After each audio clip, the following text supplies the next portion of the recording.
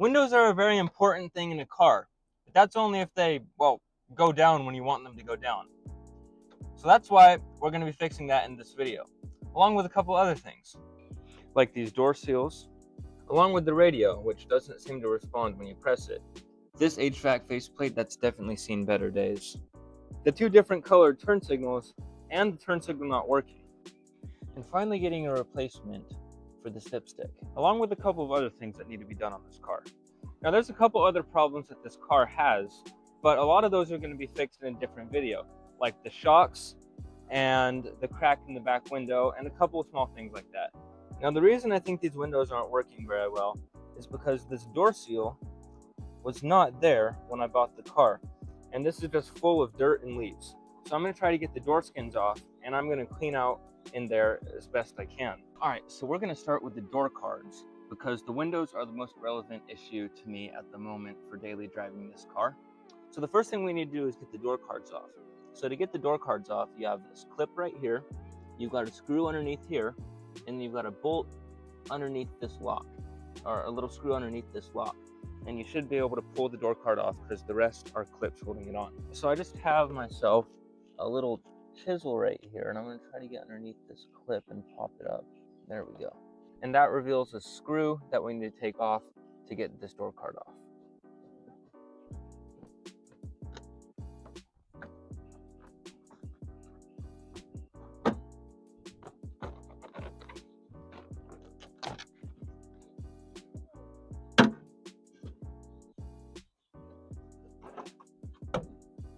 I know there's a whole bunch of leaves down in here because I can see them. So there's full of leaves and dirt. So I'm gonna have to take this plastic cover off, and I'm gonna try to vacuum out the leaves and dirt underneath there. And then I'm gonna try to lubricate all the different moving parts in here as best I can. Because as you can see, it's really, really dusty.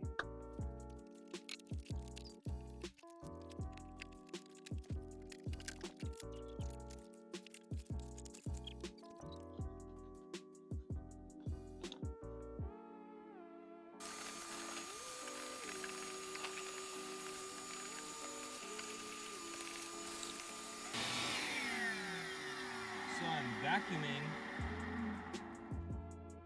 and I found a credit card. Sadly, we can't commit credit card fraud because it's expired. Shoot.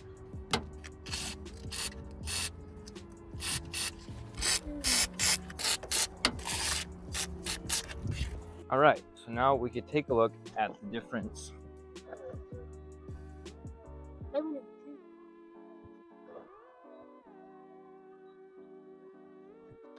All right, well, it's not the fastest, but it'll work for now. Now I'm gonna move on to the next one, but since I've already done it, I don't have to do it twice, so I'm gonna do that one off camera.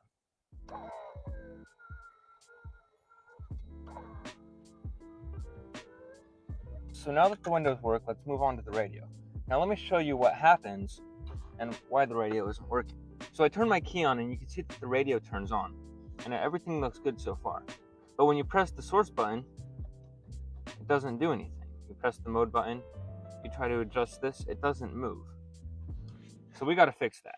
So I ordered this Boss Audio radio system, and it's a full-size radio, so we're gonna have to put it in this space right here.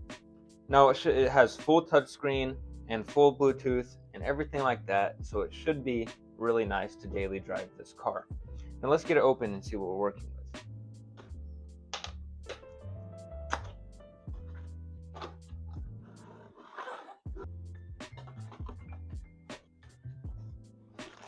So right away we have the instruction manual and a wiring harness to help us adapt to whatever wiring is in the car at the moment.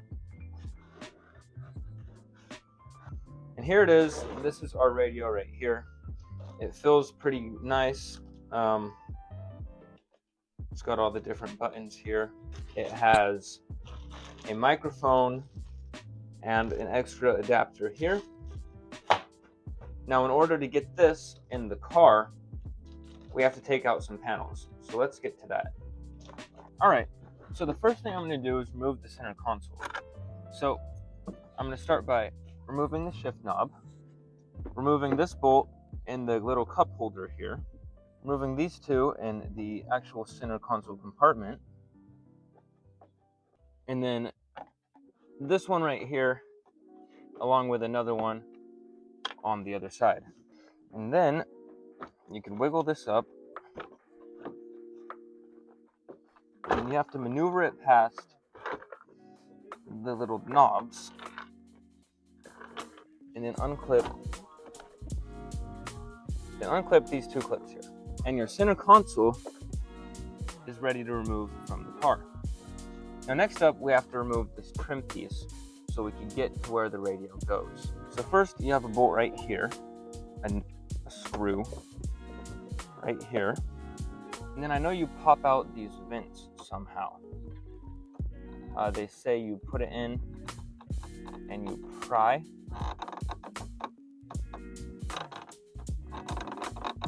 I really don't like that. I don't want to do that.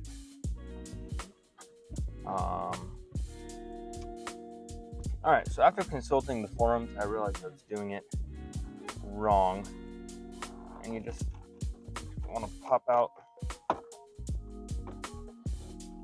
the vent like that. You could pull the vent out just like that. Same thing with the other side. Slide the vent out just like that. And that should reveal two screws underneath here.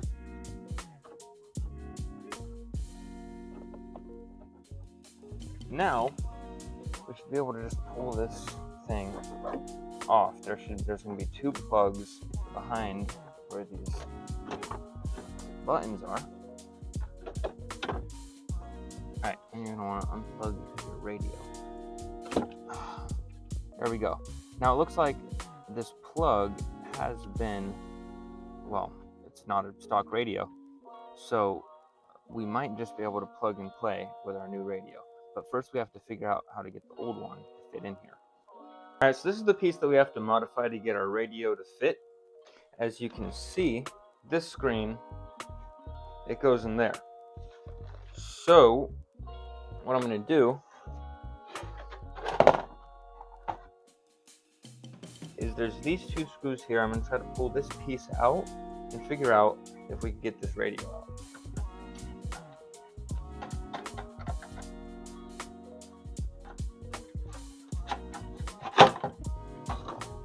Alright, there's our old radio right there. So we have a gap on the bottom, but I think this piece can fill that in somehow. We might have to custom cut this piece. Alright, so there's a couple things we have here, and let me talk about it. First, we have a front camera input. This is for the front video camera. This is for the backup camera. I'm not going to be using those. We're in a Miata. You don't need a backup camera. This is for the microphone. So I believe, now I'm not very good with electronics, but you plug this in, and I'm pretty sure it's just plug and play. You could route it through the dash, and I'm going to stick this up underneath the steering wheel so it can hear me on video calls. Now, last thing is we have these two pieces right here. One should be USB charging, and one should be Apple CarPlay. And these I'm going to route underneath my compartment in the steering wheel. Now, this is where you plug in your radio, and lucky for us, I believe the plug already fits our radio. It should just be plug and play. So first thing we're going to do is actually figure out how to mount this radio to our trim piece. Okay, so looking at it, there's a couple issues that we have here. And first of all, these are our mounting points that should mount right here. Only problem is we have this pin in the way. So we're going to have to figure out how to solve that. I think I'm just going to cut a little U shape in this little bracket right down here so I can get that to slide down and mount up properly. Second thing is we still have this gap. So this piece right here is a little piece of plastic, and it was here going in between our original radio and the little cup holder thing. But I think I'm going to reuse this and cut a little notch here and a notch here so I could set this piece back and make it line up with the holes. So we're going to jerry-rig this radio a little tiny bit in the means of getting it to mount properly. And we're going to grab our tin snips and mark where we want to cut it. So I'm going to say right there. It's right about there.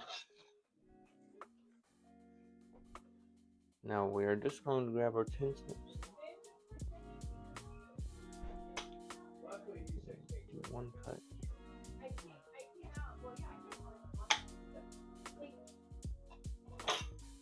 Alright, so now we just do the same thing to the other side, and it should be able to mount up into this trim piece.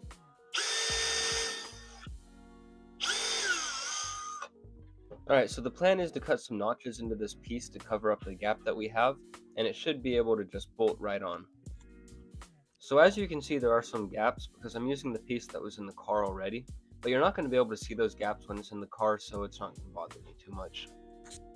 Now we're on to the most time-consuming part of this process. As you can see, there are a ton of wires, and they've been played with before from a previous radio job. Electrical work is not my strong suit, and it shows. Once I've got the correct wires lined up, I twist them together so I can test the radio before soldering.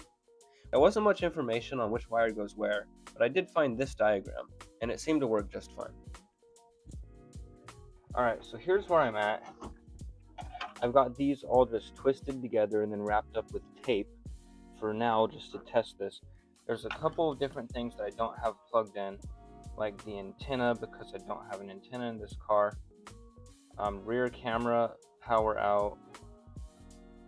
The dimmer input, not really sure what any of that is. But there's not really any wires left in here to connect to, except for this big red one, which I don't really know what it does. So kind of set this back in here, be careful not to separate any of the wires, but turn the car on. The lights on the radio turn on, radio turns on, and the music plays, everything works on the radio, except for, well, the actual radio part. So now I'm going to solder up the wires that I have connected, so it's official, but everything works.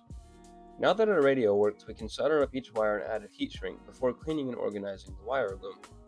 I'm really excited for this radio because there's something about Bluetooth that really makes your car feel like yours. After you have your radio all soldered up, all you need to do is put the car back together, and you have your new radio. Alright, so I have all of these soldered up, and I just need to heat shrink them, and I should be able to plug it in. Now, all of these are the ones that I'm not using. We have a front camera and a back camera. We have a lighting system and some other things in here. I'm not sure what this orange one does, but the radio seems to work without them. So if need be, I will use those when I decide to use them.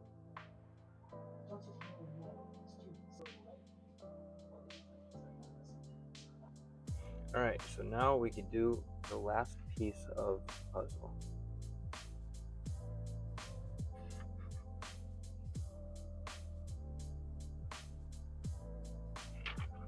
So it was raining tonight, and that made for a very eventful drive home from school because my windshield wipers don't work.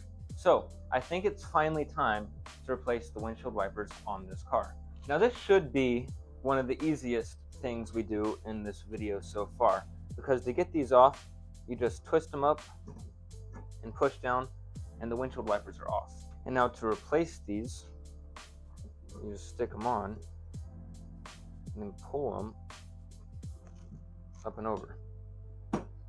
Now it's the same for the other side. You just twist them up, pull it down, and it comes off.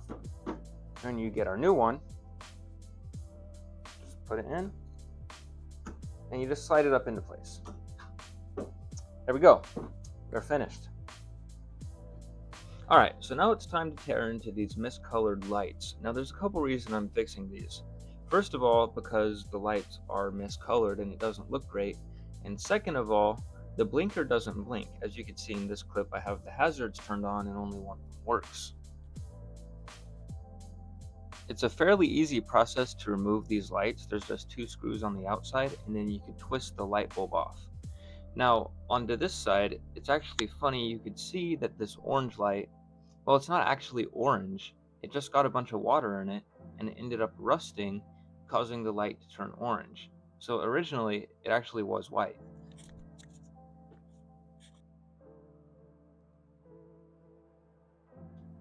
Now, due to the rust in the passenger side light, it actually ended up seizing the light bulb inside of the thing, and I really struggled to get it out, and it kind of just turned into a mangled mess. So I'm actually going to have to buy a new wiring harness, which didn't come with the lights, so we're going to have to wait a little bit before new lights come in. The lights finally came in the mail. So you know what that means. We could finally put our car back together. Now luckily, these ones actually came with the plug. So let's get these installed.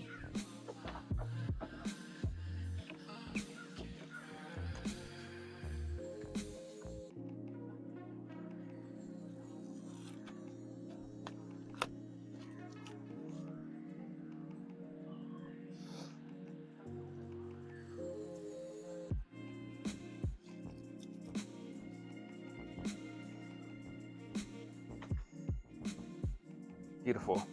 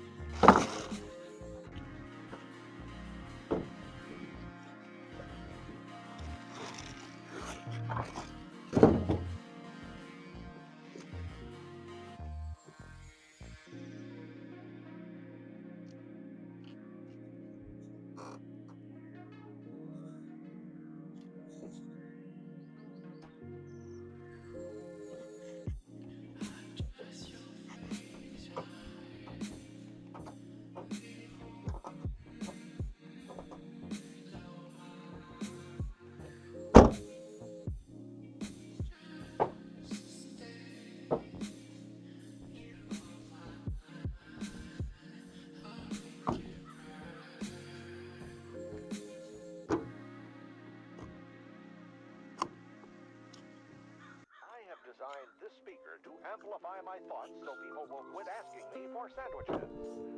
That should work, right? I don't know what you're talking about, Space Ghost. Go ahead, My Mohawk. show was...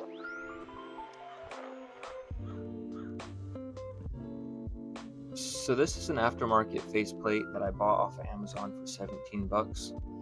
It's not perfect, but it definitely does the job, and it's better than what was there before, so it's worth putting it in, and it'll clean up the interior nice and neat.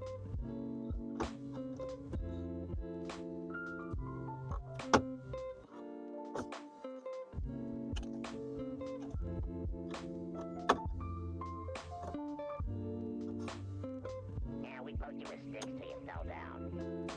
Remember? You sure I didn't harness the power of the sun? No, it's definitely sticks. Beaten with sticks. All right, go get 'em.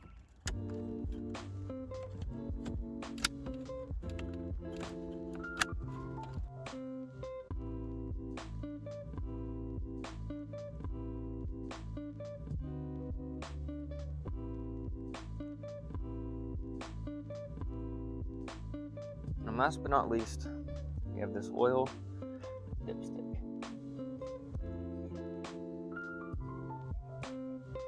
Which still won't go in all the way. That's interesting.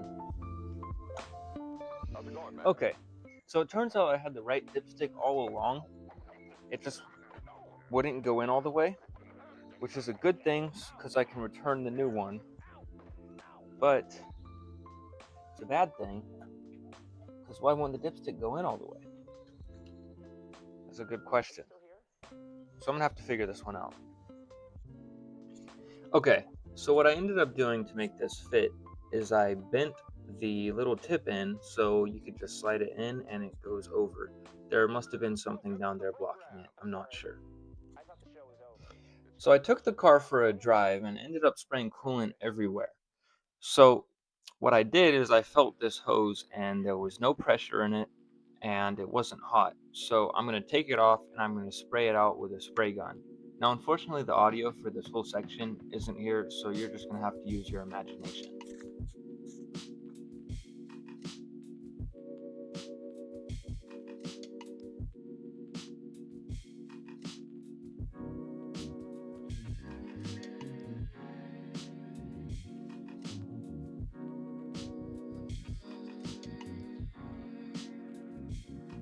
Alright, that'll be it for this video. I really hope you enjoyed, and stay tuned for the next one because we're doing some performance upgrades, and you could already see a little bit of what's going on here. But stay tuned for the next video. It'll be coming out shortly.